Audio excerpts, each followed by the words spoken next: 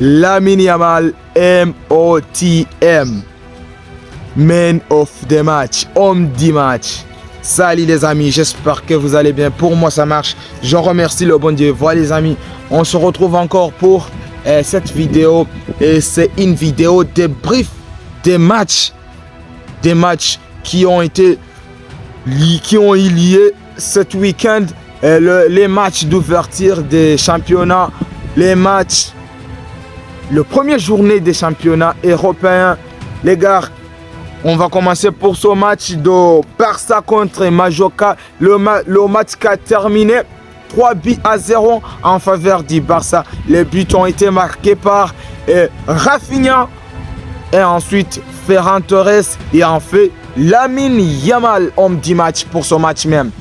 Les gars, il y a trois choses à parler aujourd'hui. Je vais parler pour le but qui ont été marqués. Je vais parler pour Araujo. Je vais parler encore pour Lamine Yamal. Voilà les gars. Premièrement, on va entamer les buts qui ont été marqués. Le premier but, c'est un superbe Rafinha. C'est un superbe Rafinha qui a marqué. C'est une passe décisive venant de Lamine Yamal.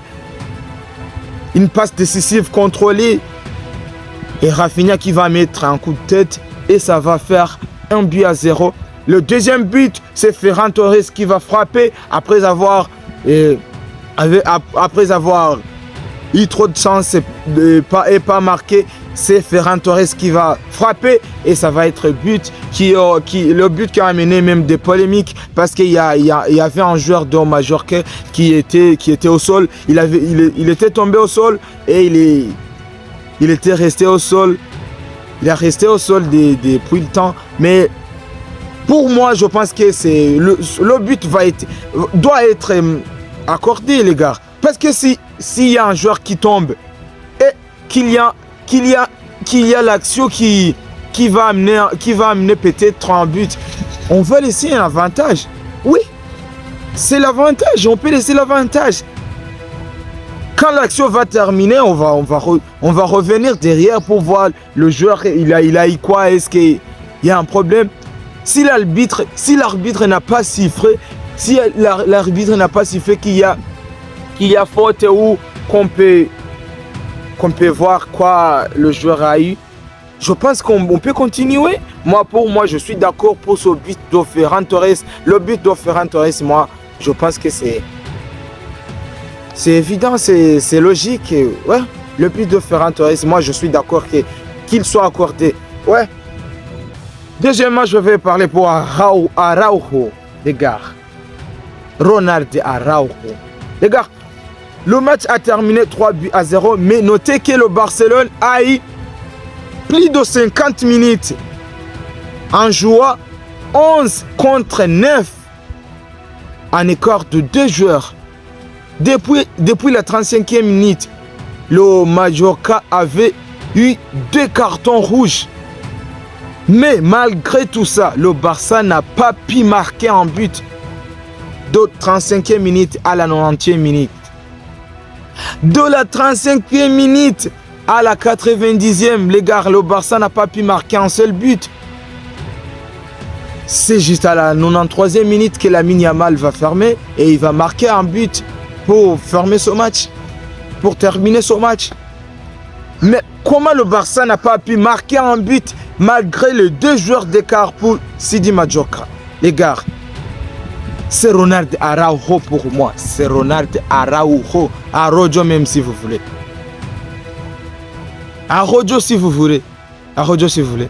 Les gars, Araujo avait trop de mal. Il avait trop de déchets.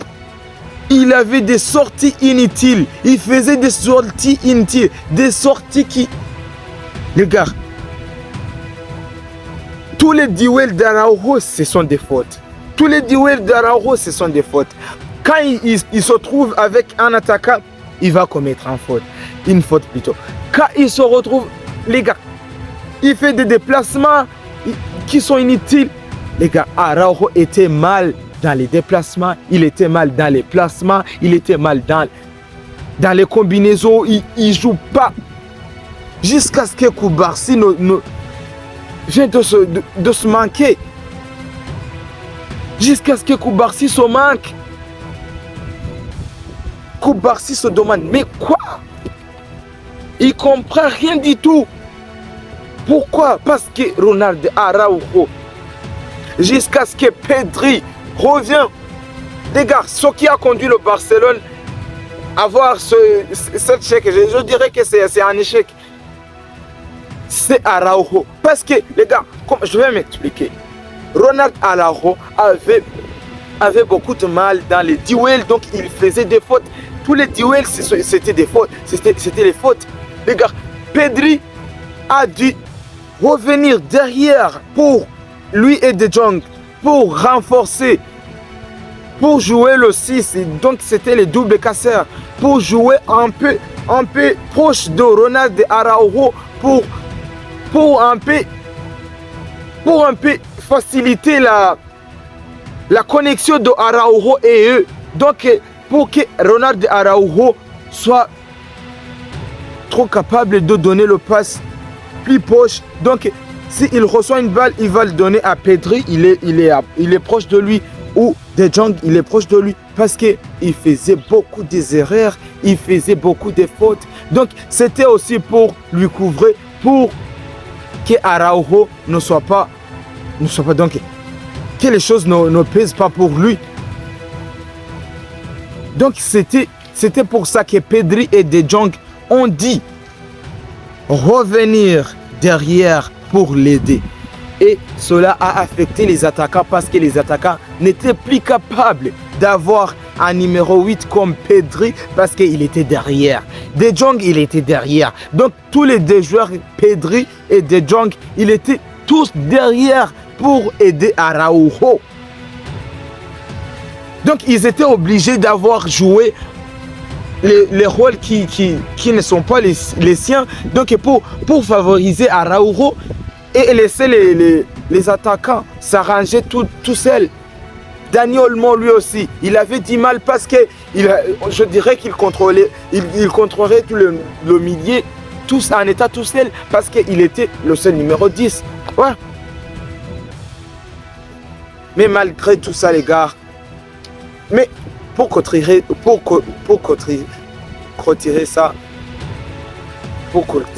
je dirais que Araujo, pour moi, Araujo ne mérite même pas d'être.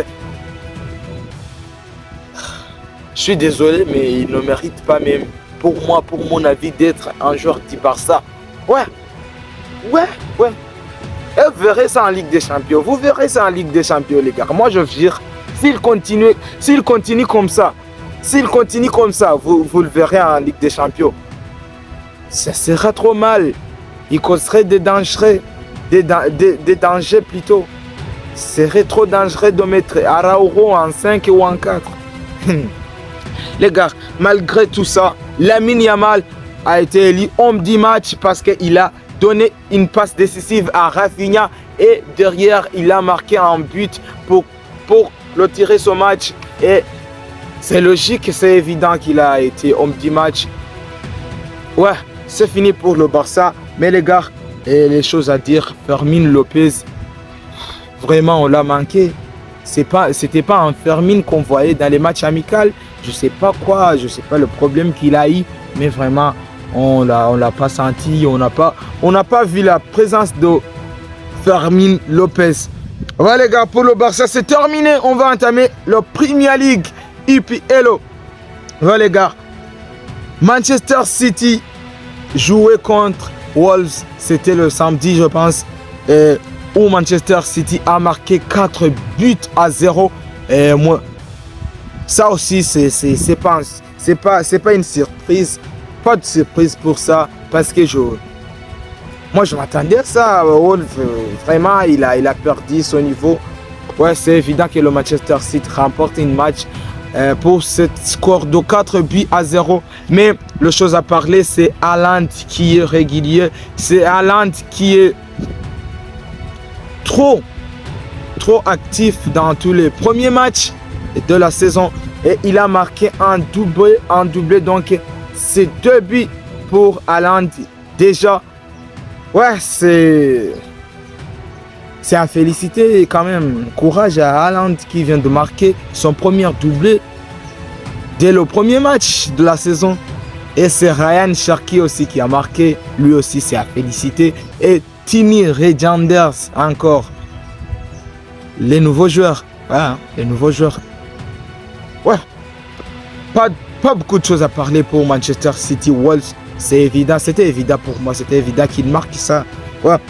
L'autre match qu'on va parler, c'est Chelsea contre Crystal Palace. Le match qui a venu terminer 0 partout. Ça aussi, pour moi, pas de surprise.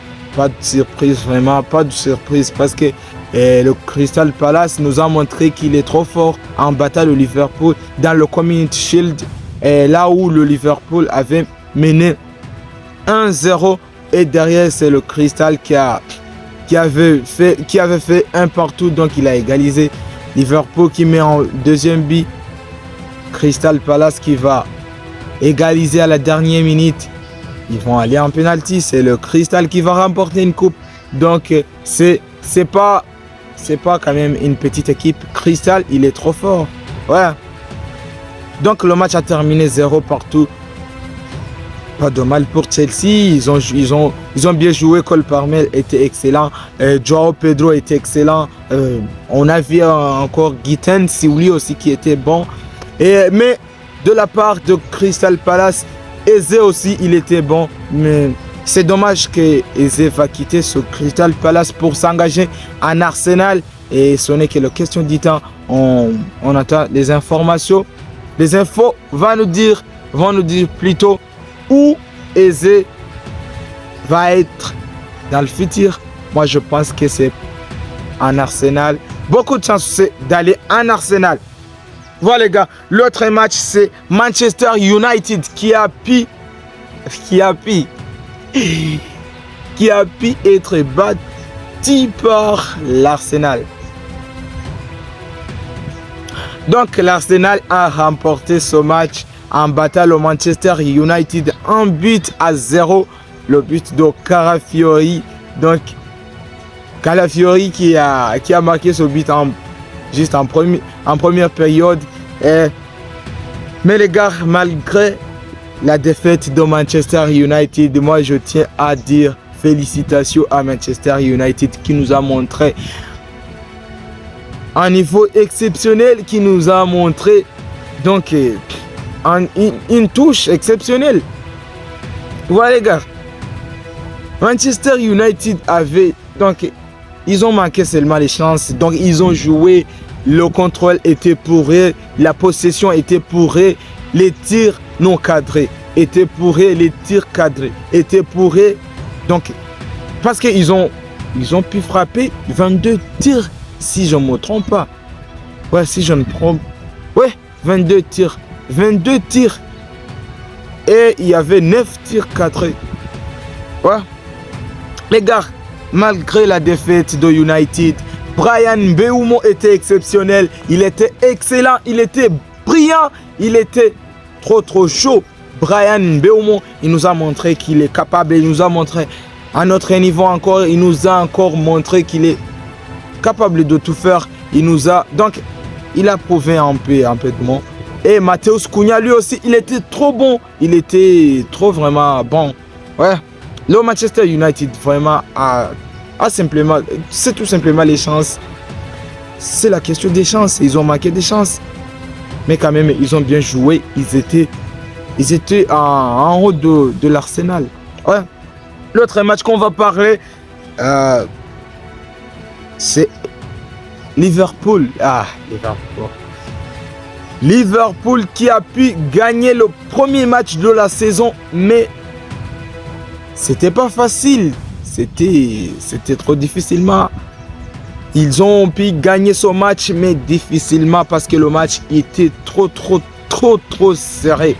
Le Liverpool a venu marquer 2 buts juste en première période. C'est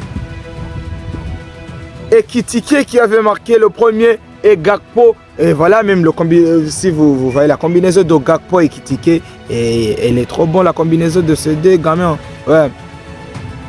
Donc ils se retrouvent très bien facilement Donc, il y a des permutations entre eux. Donc, ils sont très bien. Ils sont très bien, vraiment. Ouais. Ils arrivent à se retrouver très bien. Très facilement. Ouais. Mais malgré tout ça, c'est mignon.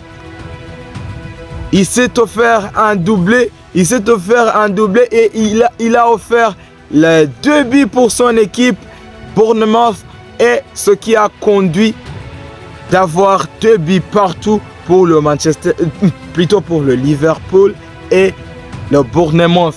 Les gars, là on est arrivé même à la 88e minute.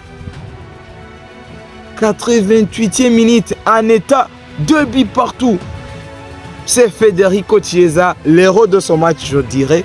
L'héros de son match qui a pu marquer le 3e but de Liverpool juste à la 79e minute. Ah. Et derrière, c'est Mohamed Salah plutôt. C'est Mohamed Salah qui va se faire lui aussi un but comme d'habitude. Donc c'est évident. Mohamed Salah n'a jamais manqué de marquer.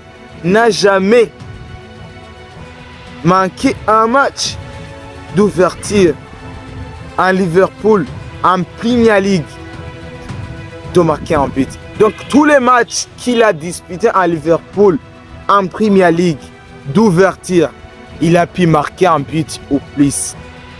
Ouais. Ouais les gars, l'autre match, c'est le match d'après. Ouais. Espagnol Barcelona qui avait joué contre Atlético Madrid. Le match qui a venu terminer 2-1 en faveur de l'Espagnol Barcelone. Les gars, pas de chance pour Julián Álvarez qui fait toujours des gros matchs, qui fait toujours des exploits individuels. Mais malgré tout ça, ce sont des joueurs de l'Atlético Madrid où le coach, je ne sais pas c'est qui arrive à le déstabiliser, qui arrive à le décever. C'est désastreux, c'est frustrant pour Julián Álvarez qui fait toujours des gros matchs mais qui n'arrive pas à gagner en collectif parce que ces joueurs-là le décevent, ses coéquipiers le décevent trop. Il a fait quand même un gros match, lui et Giuliano Simeone. Les choses ont venu. L'autre chose, c'est Griezmann. Griezmann était nul à chien. Il était nul à chien pour ce match. Dans ce match, Griezmann était nul à chien. Moi, je dirais que la solution pour Griezmann, c'est d'aller en Arabie Saoudite pour chercher de l'argent seulement. Lui, il n'a plus le niveau de jouer en Liga, je pense. Ouais. Parce que toutes les choses ont venu. C'est lui qui a venu gâcher toutes les choses. Quand Griezmann avait entré, c'est à partir de là que les choses ont venu commencer à être mal. Donc, Griezmann, je suis désolé, mais tu ne mérites plus à jouer en Atlético Madrid. Il faut chercher un autre club et peut-être en Arabie Saoudite. En Arabie Saoudite, ouais, les gars. Je termine par ça. N'hésitez pas à me dire en commentaire comment vous avez vu les matchs d'ouverture, comment vous avez vu cette première journée des championnats européens. Moi, c'était trop cool. Et n'hésitez pas aussi à vous abonner sur ma chaîne si c'est la première fois que vous voyez ma vidéo ou mes vidéos, je sais pas. Ouais, moi je vous aime trop les gars. Ciao, ciao, c'est à plus tard.